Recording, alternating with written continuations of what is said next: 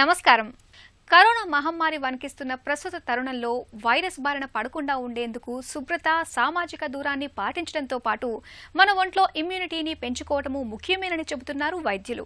ఈ నేపథ్యంలో మన ఒంట్లో వ్యాధి నిరోధకతకు ఊతం ఇచ్చే ఆహారం, అలవాట్లు, వ్యాయామాలు ఇత్యాది అంశాల గురించిన సమాహారంతో మీ ముందుకొస్తోంది నేటి సుఖీభవ. తరచూ సబ్బేసి చేతులు కడుక్కుంటున్నాం. దగ్గినా, తుమ్మినా మోచేతుల్ని అడ్డుగా పెట్టుకుంటున్నాం. ముఖాన్ని తాకకుండా చూసుకుంటున్నాం. మనిషికి మధ్య భౌతిక దూరాన్ని పాటిస్తున్నాం. మాస్కుల్ని ధరిస్తున్నాం. ఒక్కటేమిటి, కరోనా బారిన పడకుండా సకల జాగ్రత్తలు తీసుకుంటున్నాం. కానీ వీటికన్నా అతి ముఖ్యమైనది మరొకటి ఉంది. దాని పేరే ఇమ్యూనిటీ. వాడుకలో రోగ నిరోధక శక్తిగా పిలిచే ఈ యంత్రాంగాన్ని మన ఒంట్లో పటిష్టంగా ఉండేలా చూసుకోవాలి. ప్రస్తుత తరుణంలో ఇది చాలా ముఖ్యం. ఎందుకంటే రోగ నిరోధక శక్తి ఎప్పుడూ ఒకేలా ఉండదు. వయసుతో పాటు తగ్గిపోతూ ఉంటుంది. మరి దీన్ని కాపాడుకోవడం ఎలా? వ్యాధి నిరోధకతను బలంగా ఉంచుకునేందుకు ఏం చేయాలో, ఎలాంటి జాగ్రత్తలు తీసుకోవాలో ఇప్పుడు తెలుసుకుందాం.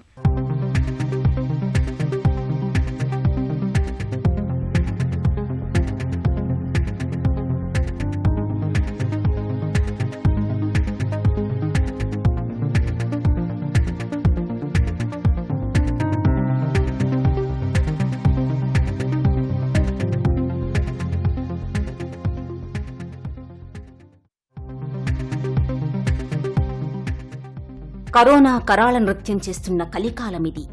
కరోనా నివారణకు చేతులు కడుక్కుంటున్నాం. దగ్గినా, తుమ్మినా మోచేతిని అడ్డు పెట్టుకుంటున్నాం. ముఖాన్ని తాకకుండా చూసుకుంటున్నాం. మనిషికి మధ్య దూరం పాటిస్తున్నాం. మాస్కులు ధరిస్తున్నాం. ఒక్కటేమిటి, కరోనా వైరస్ బారిన పడకుండా ఎన్నెన్నో జాగ్రత్తలు తీసుకుంటున్నాం. వీటన్నింటికన్నా అతి ముఖ్యమైనది మరొకటి ఉంది. మనలోని శక్తిని, అదే రోగ నిరోధక శక్తిని కాపాడుకోవడం. కోవిడ్-19 ప్రపంచాన్ని కుదిపేస్తున్న ప్రస్తుత తరుణంలో ఇది మరింత ముఖ్యం. ఎందుకంటే రోగ నిరోధక శక్తి ఎప్పుడూ ఒకేలా ఉండదు. వయసుతో పాటు తగ్గిపోతుంటుంది. ఒక దేశ భద్రతకు సైన్యం ఎంత అవసరమో మన దేహ భద్రతకు రోగ నిరోధక సేన కూడా అంతే అవసరం. కరోనా వైరస్ అనేటటువంటిది ముఖ్యంగా చూసుకున్నట్లయితే ఎవరిలో అయితే వ్యాధి నిరోధక శక్తి తక్కువ ఉంటుందో, ఎవరిలో అయితే ఇమ్యూనిటీ పవర్, రోగ నిరోధక శక్తి తక్కువ ఉంటుందో వాళ్ళకు మాత్రమే ఎక్కువగా సోకేటటువంటి అవకాశం ఉంటుంది. ముఖ్యంగా ఏంటంటే ఈ వృద్ధులలో కానీ, చిన్నపిల్లల్లో కానీ, అదేవిధంగా దీర్ఘకాలిక వ్యాధులతో బాధపడుతున్నటువంటి వాళ్ళలో, ముఖ్యంగా ఈ గుండె జబ్బులు ఉన్నటువంటి వాళ్ళలో కానీ, షుగర్ కానీ, బీపీ ఉన్నటువంటి వ్యక్తుల్లో, దీర్ఘకాలికంగా ఈ ఊపిరితిత్తుల వ్యాధులతో బాధపడేటటువంటి వ్యక్తుల లోపల ఈ కరోనా వైరస్ అనేటువంటిది ఎక్కువ వ్యాపించే అవకాశం ఉంటుంది. ముఖ్యంగా ఈ 1 నుంచి 2% చనిపోయినటువంటి వ్యక్తుల్లో చూసుకున్నట్లయితే వాళ్ళు ఎక్కువ శాతం వృద్ధులే ఉన్నారు. ఇది ఆందోళన కలిగించేటటువంటి విషయం. ముఖ్యంగా ఎందుకు వృద్ధుల లోపలనే ఇది ప్రాణాంతకంగా పరిగణిస్తుంది అని అంటే, ఒకటి, వాళ్ళలో వ్యాధి నిరోధక శక్తి అనేటటువంటిది తక్కువ ఉంటుంది. ఈ ఇమ్యూనిటీ పవర్ తక్కువగా ఉండడం మూలంగా, వాళ్ళలో వ్యాధిని ఎదురించేటటువంటి శక్తి లేకపోవడం మూలంగా వీళ్ళు ఈ కరోనా బారిన పడేటటువంటి అవకాశం ఉంటుంది. ముఖ్యంగా ఏదైనా వైరస్ కానీ, బ్యాక్టీరియా కానీ, ఏదైనా ఫంగస్ కానీ ఈ వ్యాపించినప్పుడు, అంటే వారి శరీరంలోకి వెళ్ళినప్పుడు ఈ తెల్ల రక్త కణాలు కానీ, తర్వాత యాంటీబాడీస్ కానీ ఇమ్మీడియట్గా రియాక్ట్ అయ్యి ఈ క్రిములు ఉన్నటువంటి చోటుకి వచ్చే అవకాశం ఉంటుంది. అది మామూలుగా ఇమ్యూనిటీ ఉన్నటువంటి వాళ్ళలో ఈ విధంగా జరుగుతుంది. కానీ వృద్ధులలో ఏమవుతుందంటే, ఈ తెల్ల రక్త కణాలు కానీ, యాంటీబాడీస్ కానీ అంత తొందరగా ఈ వైరస్కి కానీ, బ్యాక్టీరియా కానీ రియాక్ట్ అవ్వవు. దాని మూలంగా ఏంటంటే ఈ వైరస్ కానీ, బ్యాక్టీరియా యొక్క రిప్లికేషన్, వాటి మల్టిప్లికేషన్ ఎక్కువ అయిపోయి వాళ్లకు ఇది న్యూమోనియా సోకి ఇబ్బందిగా మారే పరిస్థితి ఎదురవుతుంది. అదేవిధంగా ఏంటంటే కొన్నిసార్లు తెల్ల రక్త కణాలు అనేటువంటి వీళ్ళలో కదలిక అనేటటువంటిది చాలా తక్కువగా ఉంటుంది. దాని మూలంగా ఏంటంటే వైరస్ ఉన్న చోటుకి ఇమ్మీడియట్గా వెళ్ళవు. ఒకవేళ వెళ్ళినా కానీ అక్కడ రసాయనాలని విడుదల చేయవు. ఒకవేళ రసాయనాలు విడుదల చేసినా కానీ ఈ రసాయనాలు అంత సమర్థవంతంగా పనిచేయవు. దాని మూలంగా వృద్ధులలో ఇది ప్రాణాంతకంగా పరిగణిస్తూ ఉంది. మన ఒంట్లో మెదడు తరువాత అత్యంత సంక్లిష్టమైనది రోగ నిరోధక వ్యవస్థే. ఇది వందలాది రకాల కణాలు, వాటికి సూచనలిచ్చే కణ సంకేతాలు, వీటన్నింటినీ నడిపించే 8,000 జన్యువులతో ముడిపడి ఉంటుంది. దీన్ని స్థూలంగా 2 భాగాలుగా విభజించుకోవచ్చు. ఒకటి సహజ వ్యవస్థ, ముందు వరుసలో ఉండేది ఇదే. ఒంట్లోకి ఏవైనా ప్రవేశిస్తే దీనిలో భాగమైన న్యూట్రోఫిల్స్, మ్యాక్రోఫేజెస్ వంటి రక్త కణాలు వెంటనే స్పందించి చంపటానికి ప్రయత్నిస్తాయి. రెండోది సముపార్జిత వ్యవస్థ. టీ కణాలు, బి కణాలు, యాంటీబాడీలన్నీ దీనిలోని భాగాలే. ఇవి ప్రత్యేకమైనవి. ఆయా సూక్ష్మక్రిముల మీదే దాడి చేస్తాయి. కాస్త నెమ్మదిగా స్పందిస్తాయి. బి కణాలకు జ్ఞాపకశక్తి కూడా ఉంటుంది. మనం ఏదైనా ఇన్ఫెక్షన్ బారిన పడ్డప్పుడు దానికి కారణమైన సూక్ష్మక్రిములను గుర్తుంచుకుంటాయి. అవి ఎప్పుడైనా మళ్లీ దాడి చేస్తే గుర్తుపట్టి యాంటీబాడీలను పురమాయించి వాటి పని పడతాయి. నోవల్ కరోనా వైరస్ గురించి కనుక మనం తీసుకుంటే, చైనాలో మనకు చాలా ఆసక్తికరమైనటువంటి ఒక విషయం తెలిసింది. ఒకటే వైరస్ ఒకటే కాలంలో, ఒకటే చలికాలంలో అందరినీ ఇన్ఫెక్ట్ చేస్తే వీళ్ళలో కొద్ది శాతం మందిలో వాళ్ళు కంప్లీట్లీ ఏసింటమాటిక్గా ఉన్నారు. అంటే వాళ్ళకి జ్వరము, జలుబు, దగ్గు కూడా చేయలేదు, నార్మల్గా ఉన్నారు. 81% మంది జనాభాలో సింపుల్ తేలికపాటి జలుబు, తేలికపాటి దగ్గు, గొంతు మంట, 1 లేదా 2 రోజుల జ్వరం, ఒళ్ళు నొప్పులు, కొద్దిపాటి విరోచనాలు, ఇలాంటి సిమ్టమ్స్ ఉండి 2 రోజుల్లో లేదా 3 రోజుల్లో పూర్తిగా తగ్గిపోయి నార్మల్గా ఉన్నారు. 15% మంది అదే ఇన్ఫెక్షన్ ఊపిరితిత్తుల దాకా వెళ్ళి ఊపిరితిత్తుల్లో 2 వైపులా వ్యాపించి న్యూమోనియాలాగా వచ్చి ఆ న్యూమోనియా వల్ల హాస్పిటల్ వెళ్ళి అక్కడ ఆక్సిజన్ పెట్టించుకొని మందులు తీసుకునేదాకా సివియర్గా వచ్చింది. ఒక 5% మందిలో ఊపిరితిత్తులు మొత్తం నిండిపోయి వైరస్ తోటి అక్కడ ఉన్నటువంటి చిన్న చిన్న రక్తనాళాలన్నీ మూసుకుపోయినట్టు అయిపోయి ఊపిరి అందక వెంటిలేటర్ మీద పెట్టి, వెంటిలేటర్ మీద కూడా అందక ఎక్మో దాకా వెళ్ళి దాని మీద కూడా అందక చనిపోయినటువంటి పరిస్థితి కూడా ఉంది. ఒకే వైరస్ వలన ఒకే సీజన్లో ఎటువంటి జబ్బు లేకుండా ఉండడం దగ్గర నుంచి మనిషిని చంపేంత ఎక్స్ట్రీమ్ వరకు మనకి సేమ్ జబ్బులు కూడా మనకు కనపడుతుంది. దీని కారణం సైన్స్ ప్రకారం హోస్ట్ రెస్పాన్స్ అంటాం మనం. అంటే ప్రతి వ్యక్తి అతని యొక్క ఇమ్యూన్ సిస్టమ్ అనేది ఎలా రెస్పాండ్ అవుతోంది అనే దానిపై ఇది ఆధారపడి ఉంటుంది అనేది సైన్స్ యొక్క నమ్మకం. ఇమ్యూనిటీ బాగా తక్కువగా ఉన్న, డిస్రెగ్యులేటెడ్గా అంటే అతిగా పనిచేసిన ఈ 2 ఎక్స్ట్రీమ్స్ మనం చూస్తుంటాం అనేది. అంటే సివియర్ న్యూమోనియా లాంటిది కానివ్వండి, లేకపోతే సివియర్ సెప్టిక్ షాక్ లాంటిది కానివ్వండి, మనం చూస్తుంటాం.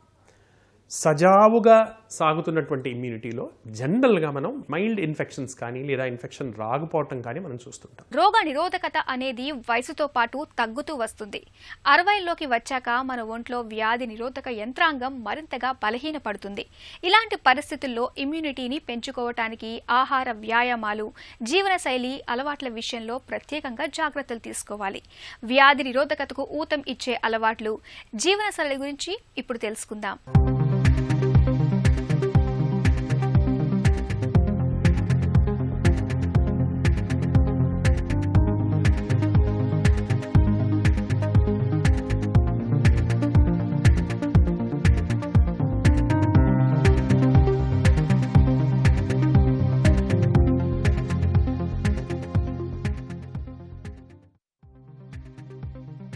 వయసుతో పాటు రోగ నిరోధక శక్తి క్షీణిస్తుండడాన్ని చాలామంది పెద్దగా పట్టించుకోరు.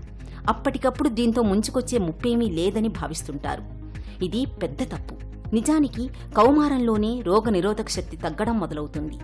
మన జీవనశైలితో ముడిపడిన రకరకాల అంశాలు దీన్ని మరింత వేగంగా తగ్గిస్తుంటాయి. ఉదాహరణకు పొగ తాగేవారు, ఊబకాయులు, శారీరక శ్రమ అంతగా చేయని వారిలో రోగ నిరోధక సామర్థ్యం ఆయా వయసుల్లో ఉండాల్సిన దానికన్నా తక్కువగా ఉంటుంది. సాధారణంగా ఒంట్లోకి క్రిముల వంటివేవైనా ప్రవేశించినప్పుడు న్యూట్రోఫిల్స్ అనే తెల్ల రక్త కణాలు వెంటనే గుర్తించి చుట్టుముట్టేస్తాయి. సైటోకైన్ల వంటి రసాయనాలను పెద్ద ఎత్తున విడుదల చేసి వాటి మీద చెల్లుతాయి, లేదు వాటి చుట్టూ దడి కట్టేస్తాయి. వయసు మీద పడుతున్న కొద్దీ ఈ ప్రక్రియ అస్తవ్యస్తమవుతుంది. వృద్ధుల్లోనే కాకుండా షుగర్ ఉన్నటువంటి వ్యక్తుల్లో, గుండెకు సంబంధించినటువంటి వ్యాధులు ఉన్నటువంటి వ్యక్తుల్లో, కోమార్బిడిటీస్ ఉన్నటువంటి వ్యక్తుల్లో రక్త ప్రసరణ అనేటటువంటిది తక్కువగా ఉంటుంది. అలాంటి రక్త ప్రసరణ తక్కువగా ఉన్నప్పుడు అక్కడ ఆక్సిజన్ చేరకుండా ఈ వైరస్ అనేది, బ్యాక్టీరియా అనేటువంటిది వృద్ధి చెందడం అనేటువంటిది జరుగుతుంది.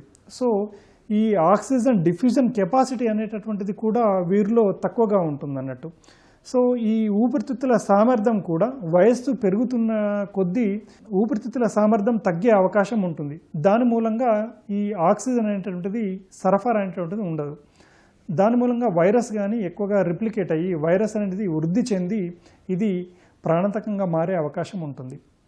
సో ఇవే కాకుండా ఏంటంటే నాడీ వ్యవస్థ అనేటటువంటిది సరిగ్గా పనిచేయకపోవడం మూలంగా, రిసెప్టార్స్ సరిగ్గా పనిచేయకపోవడం మూలంగా ఏమవుతుందంటే జలుబు ఉన్నప్పుడు కానీ, ఈ దగ్గు కానీ, జ్వరం కానీ వేరే ఇమ్యూనిటీ ఉన్నటువంటి వ్యక్తుల్లో ఏ విధంగా అయితే ఈ లక్షణాలు బయటపడతావో వృద్ధుల్లో కానీ, షుగర్ ఉన్నటువంటి వ్యక్తుల్లో కానీ, దీర్ఘకాలిక వ్యాధులతో బాధపడేటటువంటి వ్యక్తుల్లో కానీ ఈ రోగ నిరోధక వ్యవస్థ ఈ లక్షణాలు అనేటువంటివి బయటకు రావు.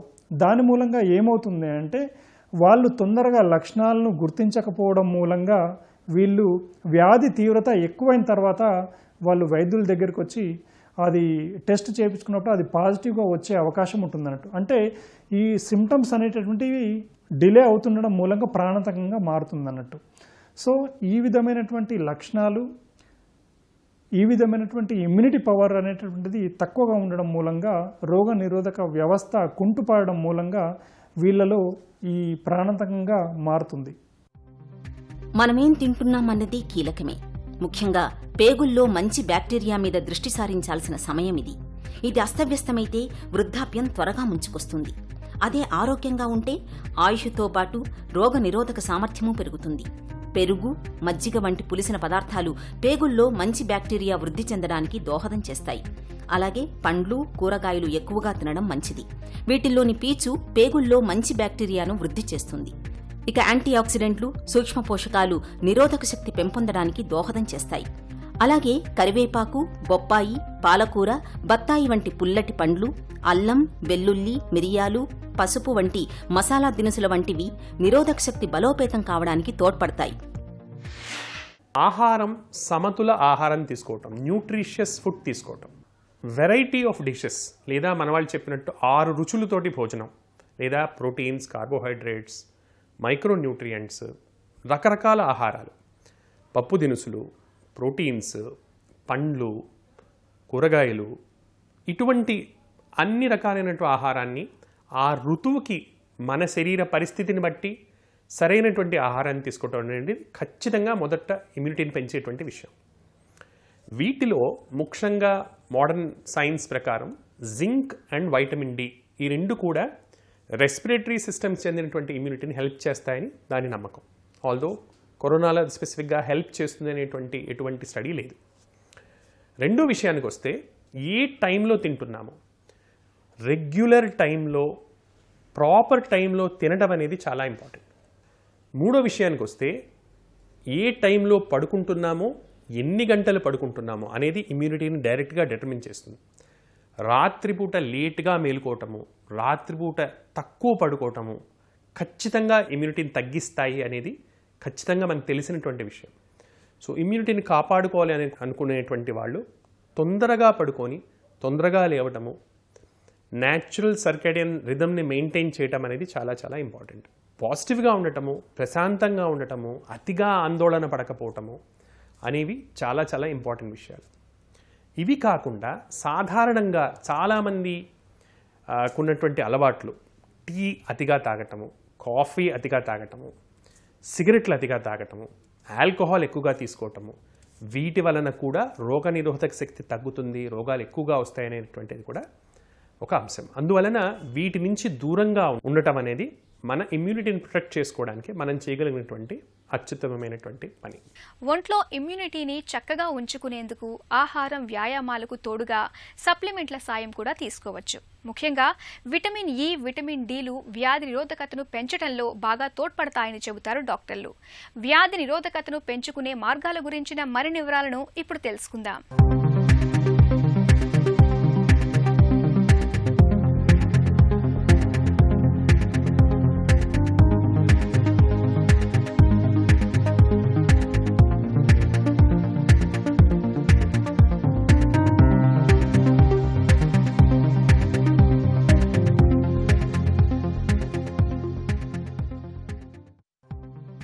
రోగ నిరోధక శక్తిని పెంచడంలో వ్యాయామానిది కూడా ప్రత్యేక పాత్ర.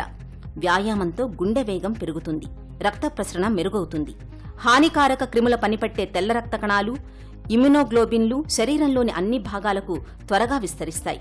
బాగా వ్యాయామం చేసే వారిలో న్యూట్రోఫిల్స్ యువతీ యువకుల్లో మాదిరిగానే పనిచేస్తుండడం గమనార్హం. న్యూట్రోఫిల్స్ వైరస్లను అంతగా అరికట్టలేకపోవచ్చు, కానీ వాటి మూలంగా పుట్టుకొచ్చే ఇతరత్రా బ్యాక్టీరియా ఇన్ఫెక్షన్లను సమర్థంగా అడ్డుకుంటాయి. కరోనా జబ్బుతో ముంచుకొస్తున్న పెద్ద ప్రమాదం న్యూమోనియానే. ఇది బ్యాక్టీరియా ఇన్ఫెక్షనే. వ్యాయామం చేయటం వల్ల థైమస్ ఎముకలకు అంటుకుని ఉండే కండరాలు వృద్ధి చెందడం వల్ల వాపు ప్రక్రియను అడ్డుకునే మ్యాక్రోఫేజెస్ కణాల సంఖ్య పెరుగుతుంది. అందువల్ల రోజుకు 10,000 అడుగులైనా నడవడం మంచిదన్నది వైద్యుల సూచన. అలాగే రోగ నిరోధక శక్తి పెంపొందడంలో జింక్ది ప్రత్యేక స్థానం. వైరల్ ఇన్ఫెక్షన్ల బారిన పడకుండా ఇది బాగా కాపాడుతుంది. వ్యాధి నిరోధక శక్తి తగ్గినటువంటి వాళ్ళలో, లేదంటే ఇమ్యూనిటీ పవర్ తక్కువగా ఉన్నటువంటి వాళ్ళలో, ఎవరైతే దీర్ఘకాలిక వ్యాధులతో బాధపడుతున్నారో, షుగర్ ఉన్నటువంటి వ్యక్తులు కానీ, వృద్ధులు కానీ, చిన్నపిల్లలు కానీ, గర్భిణీ స్త్రీలు కానీ, ముఖ్యంగా దృష్టి పెట్టాల్సిన విషయం ఏమిటంటే ఆహార విషయంలో దృష్టి పెట్టాలి. తినేటటువంటి ఆహారం లోపల ముఖ్యంగా ప్రోటీన్ ఫుడ్, మాంసకృత్తులు ఉండేటట్లు చూసుకోవాలి.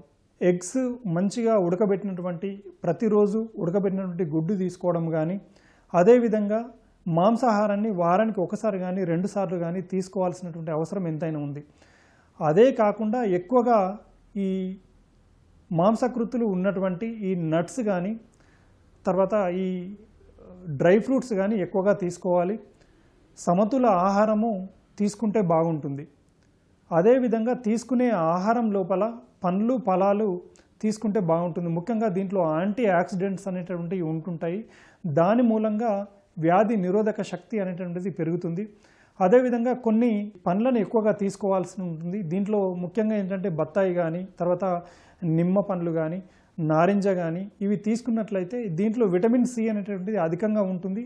అది వ్యాధి నిరోధక శక్తిని పెంపొందింపజేస్తుంది. కాబట్టి పండ్లు ఫలాలు ఎక్కువగా తీసుకున్నట్లయితే బాగుంటుంది.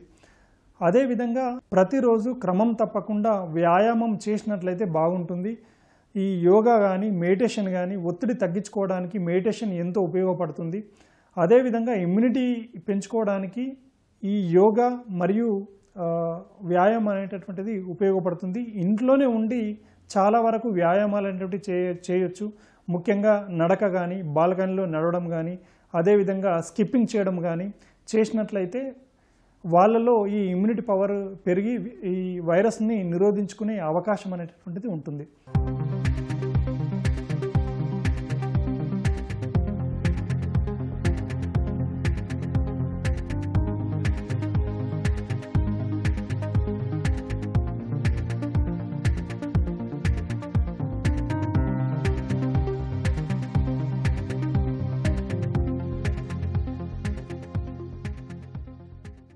ప్రస్తుతం ఉన్నటువంటి పరిస్థితుల్లో మన ఇమ్యూనిటీని కాపాడుకోవడానికి మనం చేయకూడని పనులు ఏమిటంటే, ఒకటి కాలం కాకుండా అకాలంలో తింటము, తిన్నది అరగకుండా మళ్ళీ మళ్ళీ తింటూ ఉండటము, ఏదో ఒకటి నములుతూ ఉండటము, అతిగా టీలు కాఫీలు తాగటము, అతిగా స్మోకింగ్ ఆల్కహాల్ చేయటము, అంటే వాటిని సేవించటము, టైంకి పడుకోకపోవటము, మనసుని ప్రశాంతంగా పెట్టుకోకపోవటము, తర్వాత అతిగా ఎక్సర్సైజ్ చేయటము, లేదా అన్నిట్లో అతిని పాటించటము, అతిగా చల్లగా ఉన్నటువంటి పదార్థాలు ఐస్ క్రీమ్స్ కానివ్వండి వీటిని తీసుకోవటము, ప్లస్ ఏసీలు కూలర్స్ వాడేటువంటి వాళ్ళు ఎక్సెసివ్గా చల్లగా ఉండటము, ఎక్సెస్గా హ్యూమిడ్గా పెట్టుకోవటము అనేటువంటి వాటిని మనం అవాయిడ్ చేయాల్సి ఉంటుంది.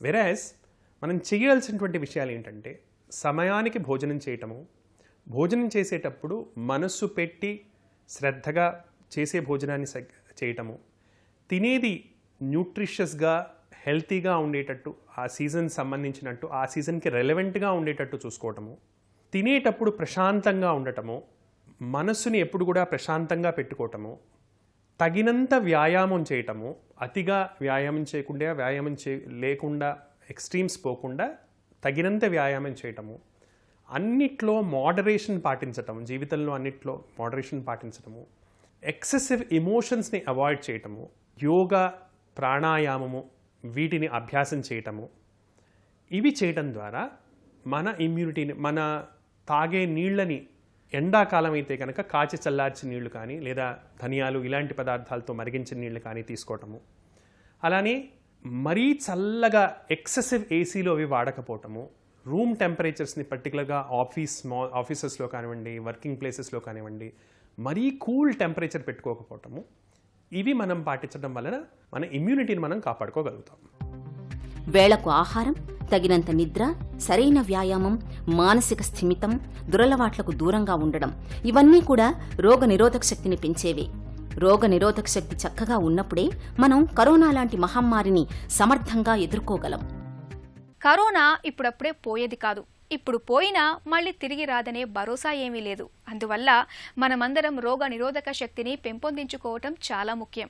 వ్యాధి నిరోధకత చక్కగా ఉంటే ఒక్క కరోనా వైరస్నే కాదు, జబ్బుల్ని తెచ్చిపెట్టే ఎలాంటి హానికారకాలనైనా సమర్థంగా నివారించవచ్చు. రోగ నిరోధకతను పెంచుకోవటం అనేది ఒక్క రోజులో అయ్యేది కాదు. ఇదో నిరంతర ప్రక్రియ. ఆహార వ్యాయామాలు, జీవనశైలి, చక్కటి ఆహారపు అలవాట్లతోనే ఇది సాధ్యమవుతుంది. తిరిగి రేపటి సుఖీభవలో మళ్ళీ కలుసుకుందాం. సుఖీభవ కార్యక్రమానికి సంబంధించి మీ విలువైన సూచనలు, సలహాలని వెంటనే మాకు రాయండి. మా చిరునామా Sukhibhava, ETV, Ramoji film city, Hyderabad 501512 లేదా sukhibhava@etv.co.in కు మెయిల్ చేయండి.